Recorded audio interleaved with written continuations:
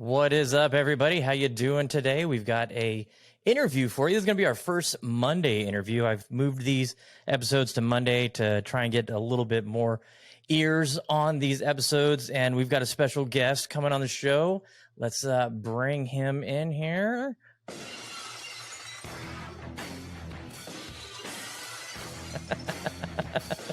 Yeah, Mr. Cole Skreen. How you doing, sir? Not too bad. How are you doing? Good, man. So you are part of Guilty Golf. Yes. And Yep. so give everybody the 5 minute, 2 minute, 30-second spiel on what Guilty Golf is, and then we'll get into some talk about it. Yeah, basically we manufacture golf grips, and we saw a gap in the market essentially that there was nothing with anything as far as designs go. Similar to putter grips, except obviously you're swinging them at 100 miles an hour, so you need them a little bit more durable than that. And so that's kind of where the idea formed and where it started. So when you reached out, I said, tell me a little bit about what you guys are about. And after reading what you wrote, I was like, yes, we need to get you on the show. So tell everybody that story. It's a great story. Yeah, so basically, I needed some new golf grips. I had some old leather golf grips, and I'm in the Northwest, so we get a lot of rain and water. So they're pretty much flaking and falling apart. And I really wanted some camo golf grips, and I really couldn't believe there was no such thing as a camo golf grip that was actually molded directly in, similar to all the other grips out there. So I started doing some research and looking into it, and really there was nothing out there on the market. And so I started reaching out to some manufacturers, thinking that was probably going to be the hardest part about the whole process, was finding somebody to even make this and bring the vision to life. That was probably actually the easiest part. Within a day or two, I was talking to a few different manufacturers and quickly realized that I definitely didn't have enough money to get this started on my own. And so I basically, got the designs for the most part ready. Pricing everything to that extent. And then I started playing one of the most expensive golf courses in the Portland metro area, which is called Langdon Farms. And from there, it took me about a month or two, and I met my now business partner, Nick, and him and I have pretty much formed and started this thing and grown it to what it is today. But it definitely was another, I come from a sales background, and so I played a couple times a week, essentially telling people about the idea and, trying to find somebody who had the same kind of passion and thought as I did. And it took about 2 months and talking with a lot of different people, but I eventually met somebody who was pretty close in my age and was ready to dive in with me and bring this vision to life. So that's basically how we started for the most part.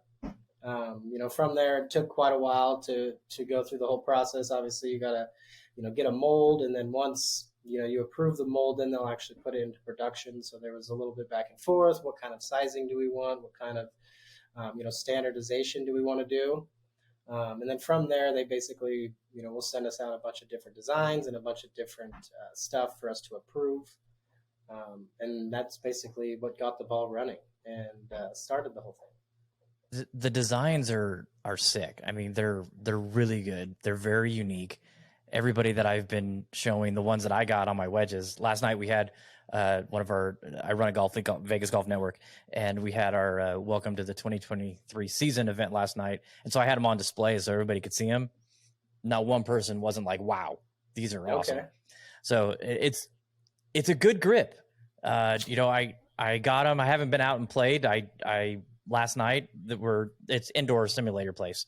And so I was just swinging the wedges like crazy, just getting a feel for them. No glove, and felt fantastic. So what made you go, okay, let's do this? Because the hustle is awesome. I love that story. Trying to find a business partner. I mean, brilliant idea, by the way. Absolutely brilliant. Great way to go about it. But what did you think you could do different?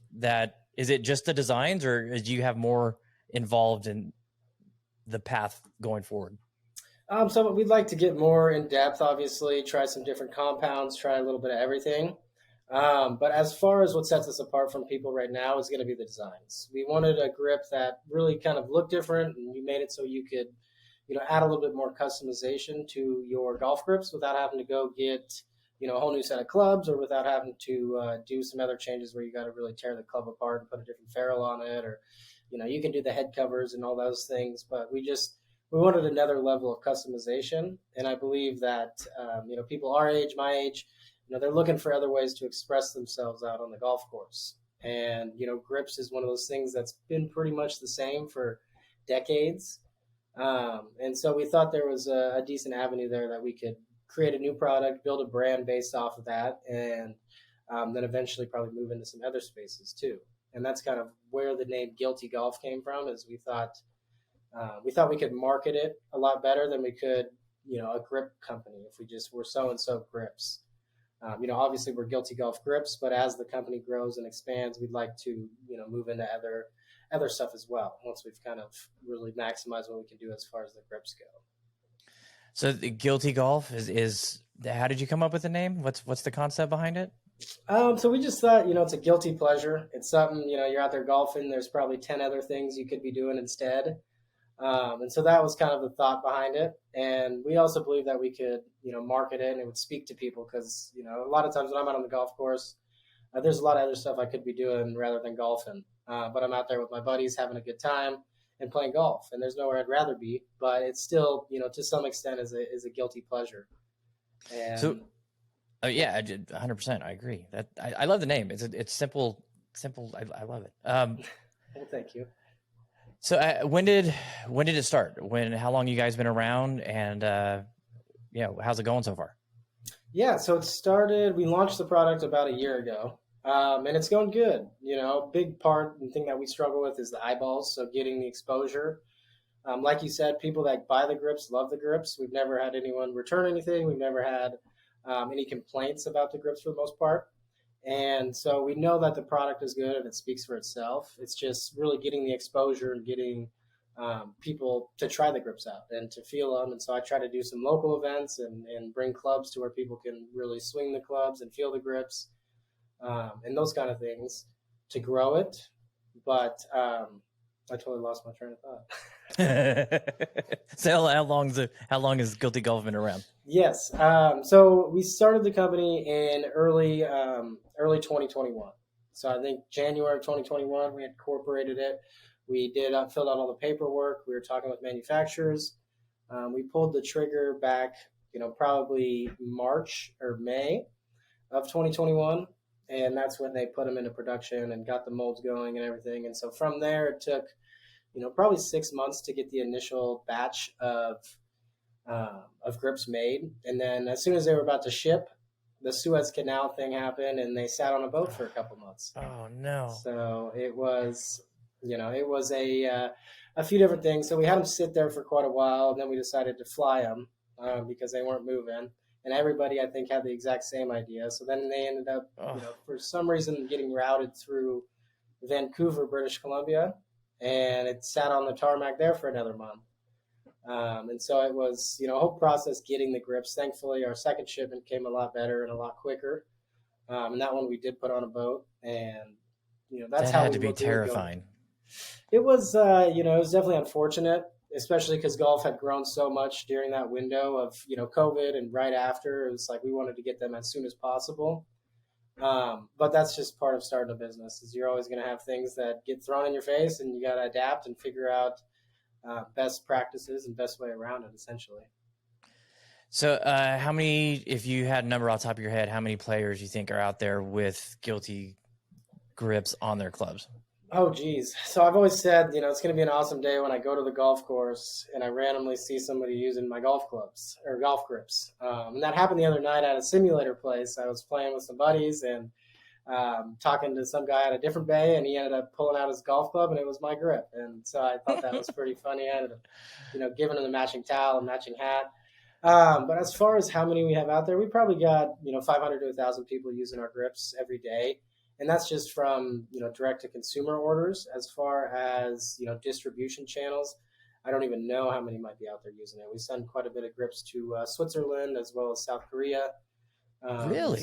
And so those are kind of, I'm still working on some local distribution, but so I'd hope that there's over 1,000 people out there playing with our grips at this point. That's awesome. That's not for being a little over a year old. Well, yeah, a little over a year considering when the first shipment came in. Right. That's pretty good, man. So who's the design creator? Who's the brainchild behind that? So it's a little bit of all of us. I really wanted a camel golf grip, and so we really kind of spent some time figuring out the best camo. We wanted it to look a little bit different, but we also wanted it to still have enough texture. So we didn't want too big of camo splotches. So that was a big thing, and that's kind of why we went with the camo design that we went with, is because, finger placement and where your hands are, you're still going to maximize the grip with the club. And so as we grow, I think next thing we're going to add more colors. So if you got a color preference, we'd like to start doing some polls and asking people, what they would like to see going forward. Because we can do a ton of different colorways with our grips, and maybe do stuff based off colleges or based off other things. People really tend to like the Guilty Vice grip, which is that blue and pink floral one. Mm-hmm. Kind of like a Miami Vice vibe. It's so that people tend to really like those colorways, and so we'd like to really engage with the community and figure out what they want, and then go from there. Yeah. So I know the Portland area is huge golf. The PNW area is, there's Golf Homie and Fades and Fairway and tons of people up there playing some amazing courses. And of course, it's, really close to Bandon, one of my favorite places on the planet. How's the community support been for you? It's been awesome. We definitely have a good community up here in Portland. Like you said, the Golf Homie, Fade and Fairways, those both, I know those guys personally. They've been awesome. But as far as community goes, I've never, had a bad experience per se.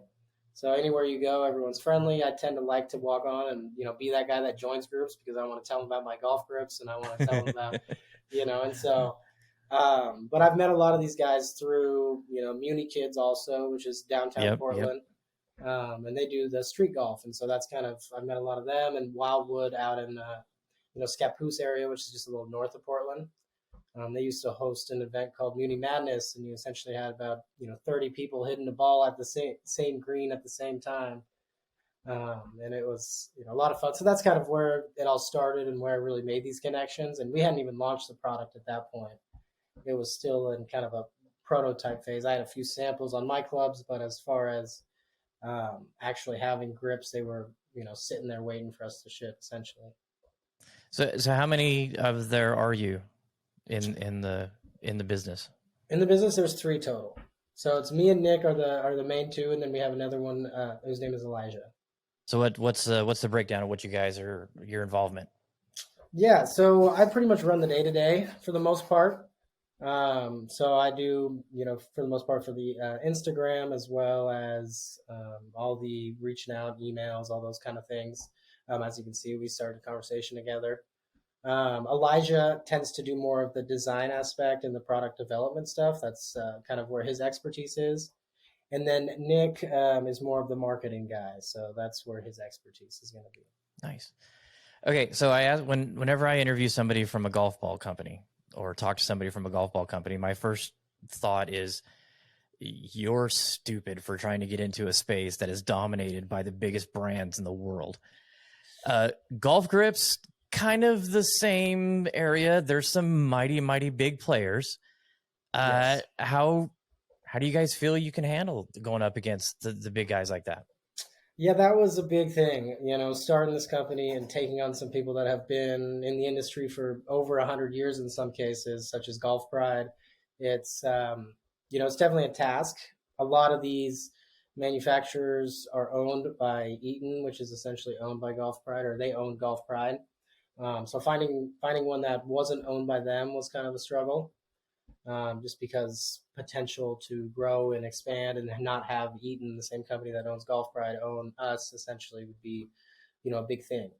But as far as it goes, I think we're bringing something new, something different to the golf course. I think, Golf Pride has its niche, or has the bulk of the market, but we don't really, we don't need everybody per se. We don't need to sell 50 million golf grips a year. We just, I want the people that do buy them and play with them happy with what they're getting.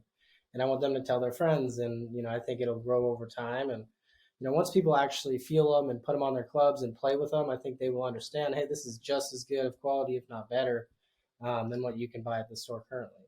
And so I think, the fact that we're doing something different gives us a little bit of an edge to some extent. But it's definitely a thought in our minds that these are the biggest golf grip companies in the world essentially, and it's a very big market. And most people will change their golf grips once a year.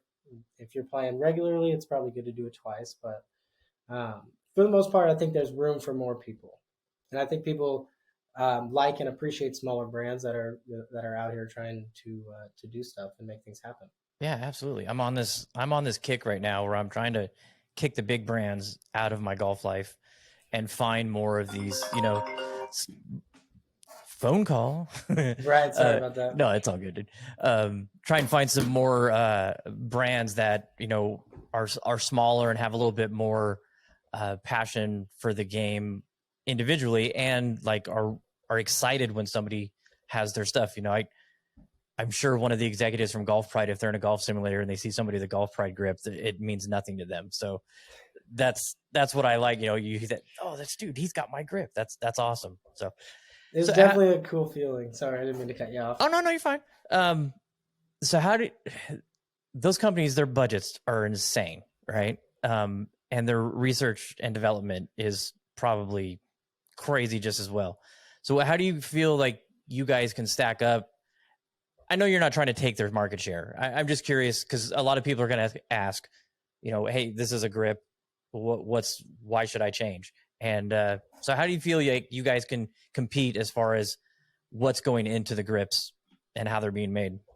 Right. Well, the beauty is they've spent all that money in research and development that I can then piggyback off of, right? So I can take essentially what they've done and what they've implemented and use some of that to our advantage to where I can make a grip of the same quality that just looks a little bit different. And that was kind of the whole basis behind it. That's why when we went through the manufacturing process, we chose to do, the highest quality blend that we could possibly get. It costs us quite a bit more. But again, we want to provide that end line customer with the feel that they would get with any other grip. And so that was huge for us because I don't want people getting the golf grips and then realize, these suck or these aren't what I expected them to be. And we have a lot of people that will order one grip and we'll ship it out and then they'll come back and order a full set.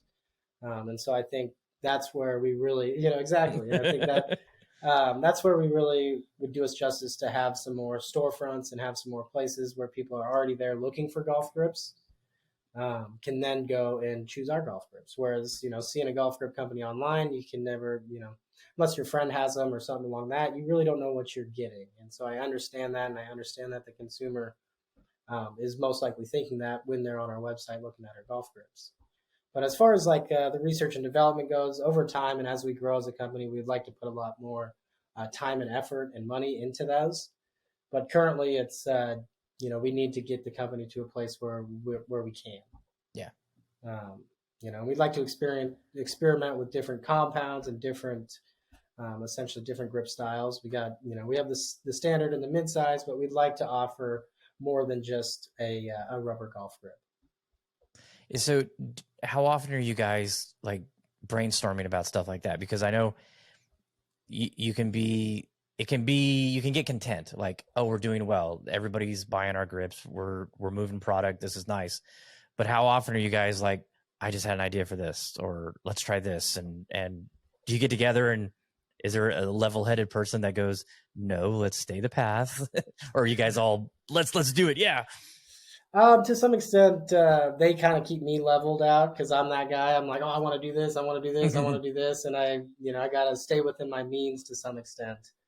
It doesn't help that like the MOQs and so like minimum order quantities and the amount of grips that we have to order doesn't necessarily allow us to just do a one-off or really mess around with it as much as we would like. And again, as we grow, we'll be able to do that more. But in the beginning, we have to be very strategic about the money that's coming in and the money that's going out. And so every dollar essentially has a purpose and a place.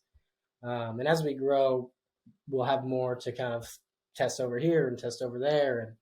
and really experiment with it. But for the most part, those two keep me level headed because I'm the ideas guy for some extent, and I just want to, do everything. And some of it, I've made a lot of mistakes, I'm sure, in the past year and a half or so, and it's a learning process. And so the amount I've learned in the past year has been tremendous, and I'm thankful for that. And I'm thankful that I have the opportunity to grow a brand and a product and see it grow over time.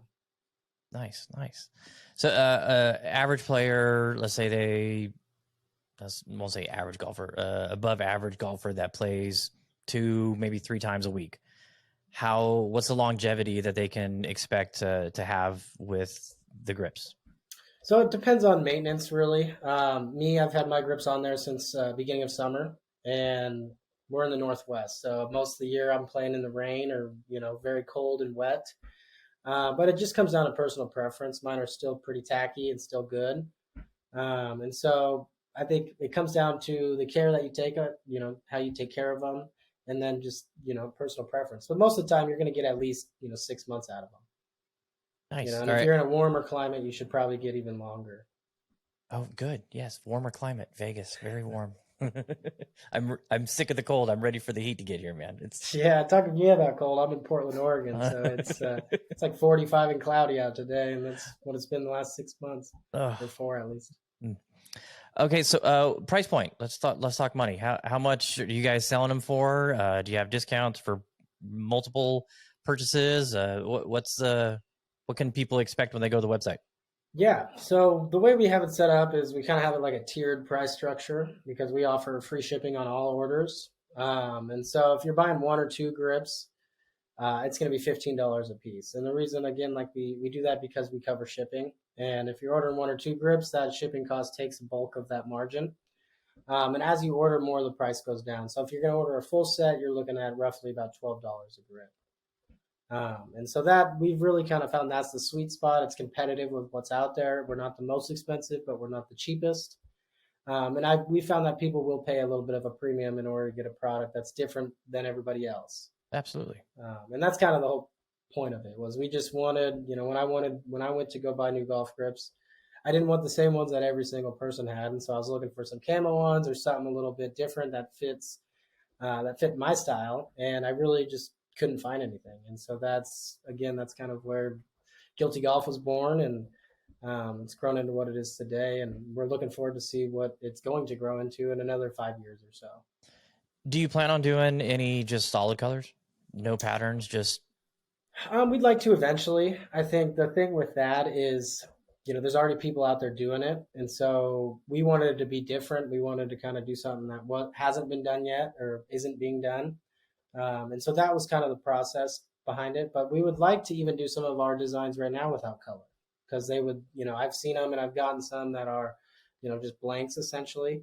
And they even look cool and different. And I think, it'd be something a little bit different. But eventually we would like to offer, multi-compound essentially. So like the corded grips, as well as just standard solid colors.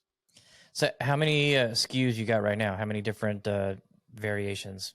So we have about 10 total, I believe, at the moment. So that's with our 7 main ones and then the midsize now.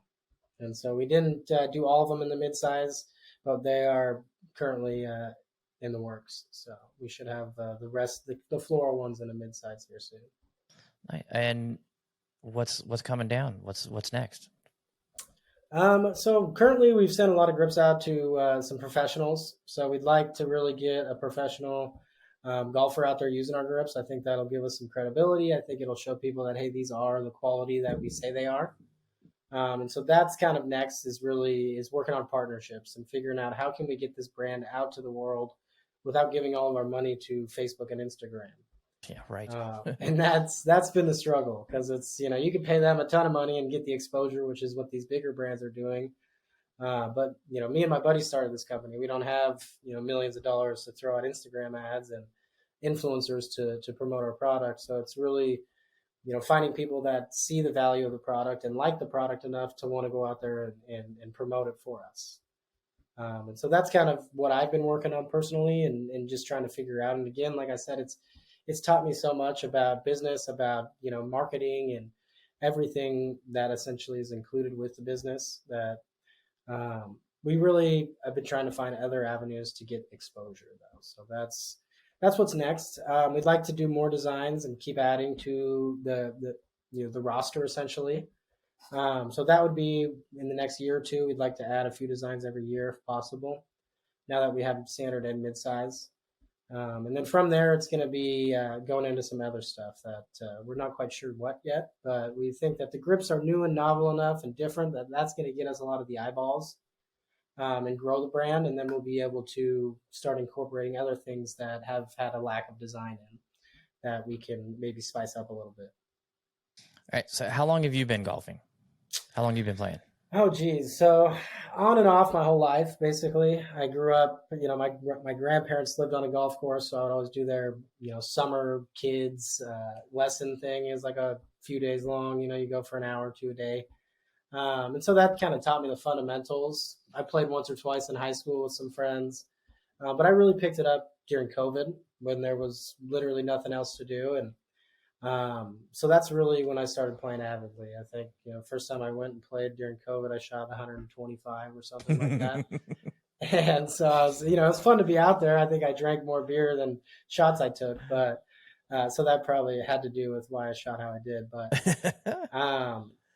But yeah, I mean, I've been avidly golfing for a couple of years now, a little over two. We have a love-hate relationship with the million new golfers to the game. The majority of them drive us absolutely insane, but this is a great story. You're doing something more than just going out there and pissing off old golfers. You're actually bringing, a product to the table. I love it. It's great. Well, that was the goal. I mean, I've always wanted to start a business. I just never really had a product that I was confident enough to start one with. And I always told myself, once I think of something or once we come up with a product, I'm going to jump in and make it happen. So let's talk golf space here. What has been your biggest surprise starting a golf brand in the golf space? What's something that's kind of, surprised you? So not a ton has surprised me, I guess. I'm trying to think of that, honestly. There's been a few things that I've been taken back by.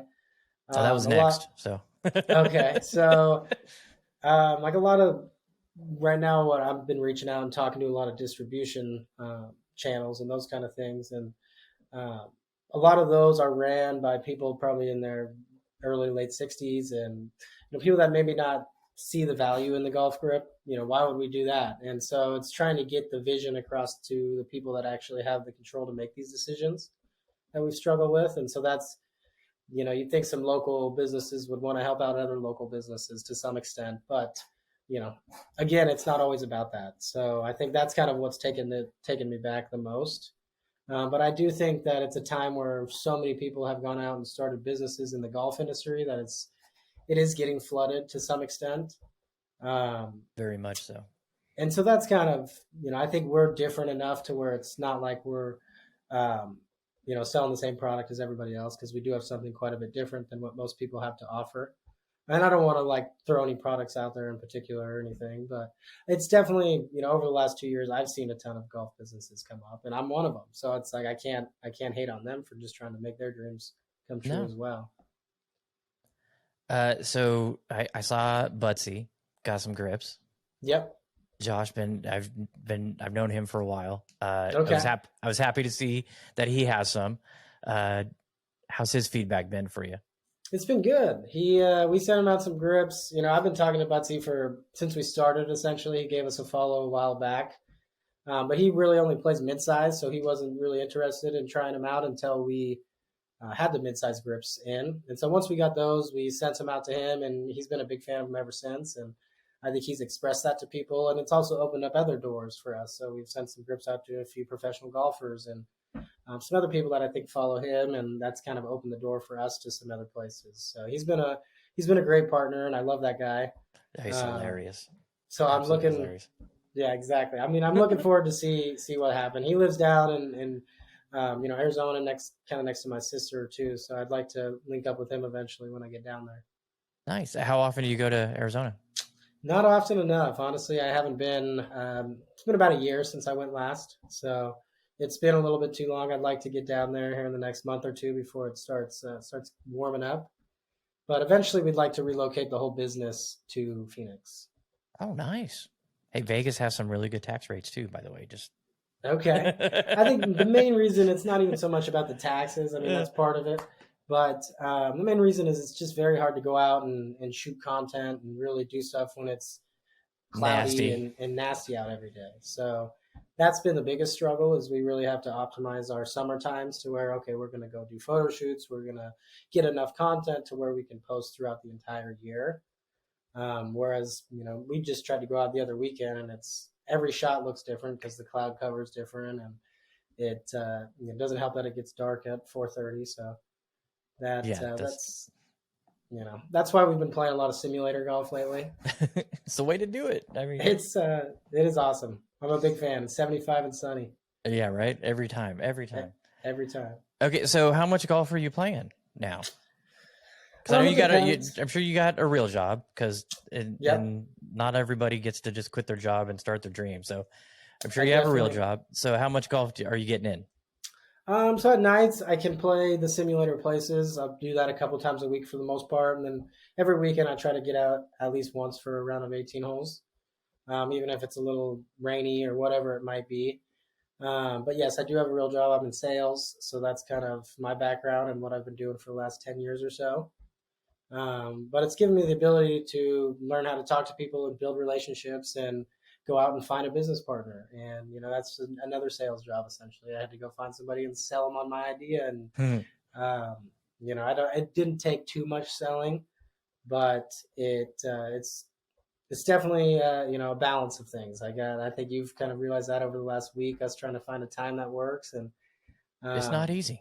it's not easy. So eventually, we'd like to. I'd like to be a full time job, and I'd like to get the groups out of my living room because that's currently where they're at. I And saw that photo the other day. so and I think people want to see a little bit of behind the scenes. Part of me wants to put off this persona like we're some big established company, but the other part is like, this is real. This is who we are. We Be run this you. thing.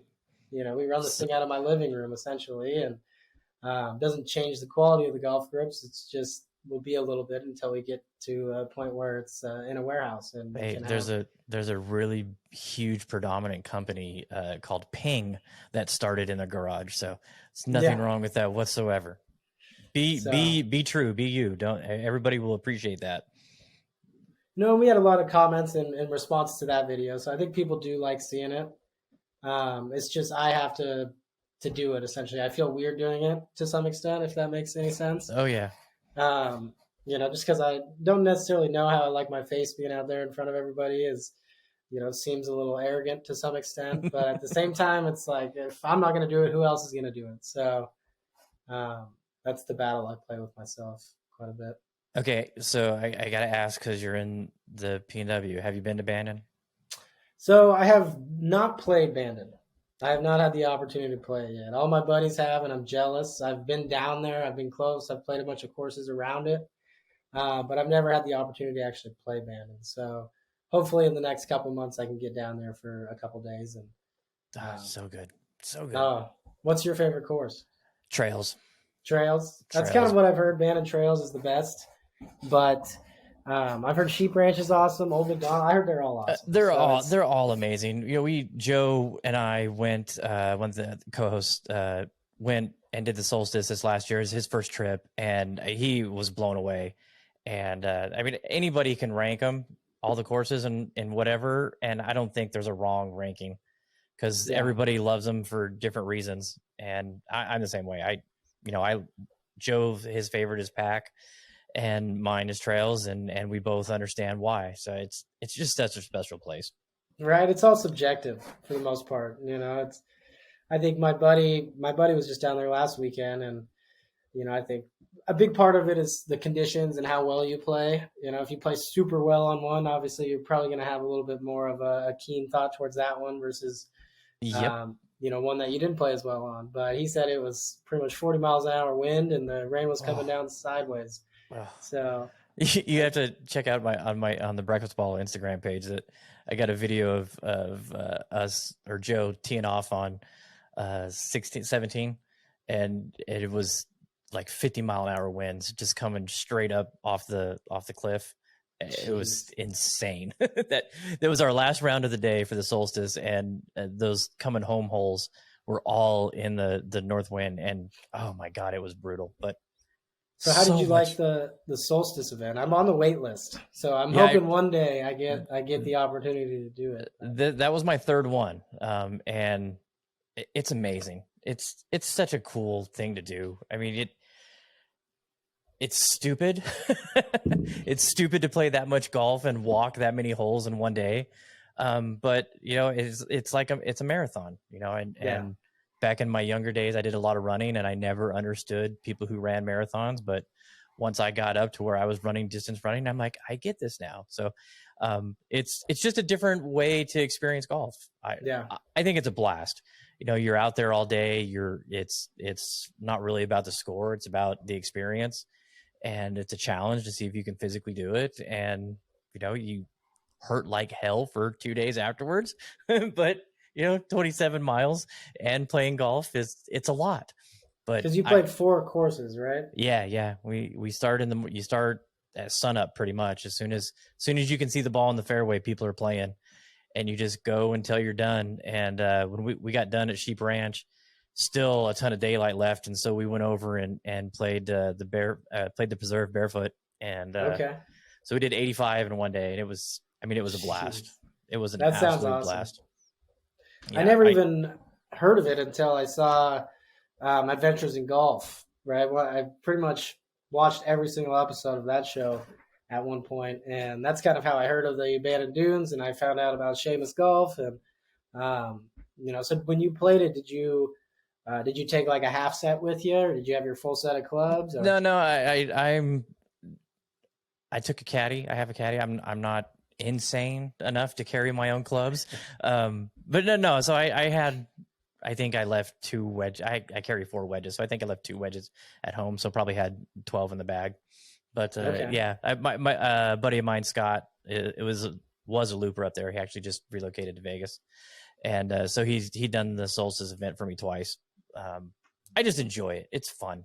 You know, I want to be able to make it through, and I don't want a bag of clubs holding me down. right. That would be tough to carry a full bag for four courses. Yeah, Joe used a pull cart, and I mean, but there's people that do it, and I was like proud. I'm like, I got a chip. I'm like, this is my third time, and then we're hearing people, oh, this is my sixth time. Oh, this is my eighth time, and then there was some, I don't know, he's probably in his late 70s that he's been to every one since they started it. It was his 11th time, and I was like, and you carried your band because I think it was his grandson. Yeah, and he carries too. And I'm like, some people are just wired differently. Yeah, That's built not different. me. That's not No, me. I'm like, no, he can carry them. I'll hit him, and we can all walk together. So it's a good time. I'm not a big. I don't normally carry my clubs. I have a push cart, and that works pretty dang good for me. And if I'm not in a golf cart, it's you know, I pretty much only will take a golf cart if it's, you know, if we're trying to do some filming or we got a bunch of cameras with us or something. But I know those aren't available at Bandon. I Yeah, think that's, no carts, no yeah, carts. no cards. Same with you know, up Chambers Bay is one I haven't gotten a chance to play yet, but I'd like to get up there and play. And there's so many golf courses here in the Northwest that I'd like to play before I end up moving. That it's like I have to play them all before I move. So Do you have it's a time frame for when you guys are moving it? no, we don't. It's kind of just been in discussion. So it's, you know, nothing set in stone, and we may never. But you know, ideally, we'd like to be somewhere where there's a little bit more of a golf scene. You know, we have a great golf scene here in Portland, but more of a professional golf scene, and you know, a place where we can really utilize the outdoors year round. Yeah, can't go wrong with Phoenix, man. That place is massive. We've thought about Florida, but I think it's, you know, the humidity and I wouldn't want to have to worry about a hurricane every year. Yeah, and once you've been on the West Coast, I'm born and raised in Vegas. I've been out here my whole life. So anytime I go back east, I'm like, I just don't understand how people live like that far away from the time zone that I'm in. It's so weird. It's I don't know. It like for me, football on Sundays starts at 10 o'clock. Get up, you have some breakfast, you kick back, you watch some football. Back east, it doesn't start till 1. I was like, what do you do? What are you doing? Monday Night Football goes on till midnight. Like, this is so weird. Crazy. Yeah, that's so weird. But no, I mean, it's I do love the Northwest. It has a special place in my heart. I can go up to the mountain and ski and snowboard, and I can go to the beach in the same day. So it's we're very blessed being where I am and growing up here, because it's given me the ability to try so many different things, from surfing to snowboarding to golfing to I don't know really what you go out and do in the desert besides dirt biking and those kind of things, but it's yeah, pretty much that. Pretty much that. Hike and off-road. That's about it. Yeah, I've done some hiking. It's not my favorite pastime, but it's it's something I will do. But I'd rather go out and walk the golf course than go walk up a big hill. Yep, I agree. Well, tell everybody where they can find you at. Yeah, so on Instagram, Guilty Golf, guiltygolf.com. Check us out and go buy some grips. Yeah, exactly. I will attest. I got some for my wedges, put them on, absolutely love them. I'm playing tomorrow. Will be my first on course action with them. Everybody last night at our event was really impressed with them. I know I'm waiting to hear from UST Mamiya because they just came out with some new dart shafts, and I got a demo one and I really like it. So I'm waiting to find out if I'm going to go to all new shafts before I fit the rest of my clubs with them. But I've been a Lambkin guy for years, and I didn't think I was ever going to find a grip that would take those away, but I think I found them. Well, hey, I found them. That's what we want to hear. And one by one, it'll happen. And, more and more people will get to try them and see people like you using them. And then they'll be like, okay, well, maybe I'll give it a shot. And a lot of people will start with one or their wedges and kind of go from there. So. Yeah, and I'm going to be putting in a bulk order so I can have them in the shop, because I know once people start seeing them, they're going to be like, I want those. And then I'm like, well, I've got them. So they will be there for people to get them installed. So, hey, Cole, I really appreciate you coming on. Thanks for taking some time out of your busy life and schedule to tell everybody a little bit about your brand. I can attest, man, order some grips. You're going to like them. We're going to be keeping an eye on you and looking forward to seeing what you guys got coming down over the next couple of years. Yeah. Well, hey, thanks for having me on. It was a pleasure. And like I said, it's my first podcast ever, so I'm a little nervous. Congratulations. But, hopefully it doesn't sound too bad. Right on. Thanks a lot, man. Appreciate it. Well, hey, thank you.